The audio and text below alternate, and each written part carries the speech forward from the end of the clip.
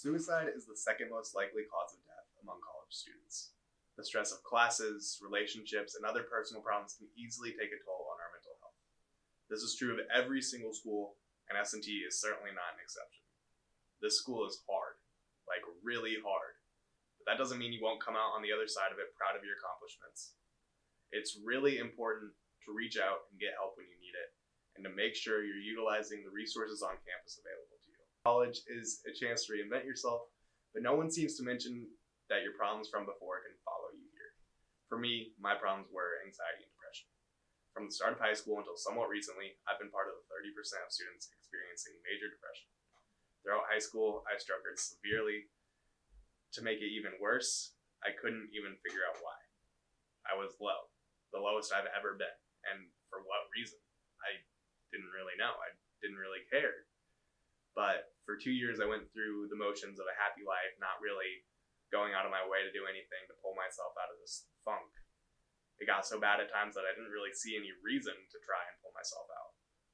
Little did I know it wasn't a result of bad conditions or a crappy family or anything, but just a chemical deficiency.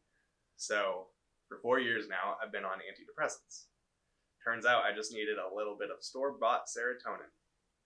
And some people aren't so lucky to find out this way. A little over a year ago, I lost a good friend of mine to his battle with depression. I remember getting a text from him the night before, somewhat out of the blue, on a Friday night, asking if he could come over and hang out. It didn't seem all that odd at the time. I mean, we were good friends, but we never really hanged out outside of work or school unless we just bumped into each other someplace. What I'm saying is we never really had to initiate a way to hang out. From the sounds of it, he was having a rough day. The problem, however, was that I had gone home that weekend, so I didn't think much of it. I told him I couldn't hang out that night, and we made plans for the following weekend. The next day, I get this email, one that you'll all probably sadly see while at the school, or any school for that matter. Notice of student death, says the subject line. It's almost a year later, and I still have trouble talking about it without putting some of the blame on myself. I think a lot of us felt that way. Sometimes you don't realize how much the people around you actually care about you, and oftentimes the people don't seem the need to remind you, and that's something we could all work on. In a perfect world, no one would be seeing another one of those emails. I don't think we're in a perfect world yet.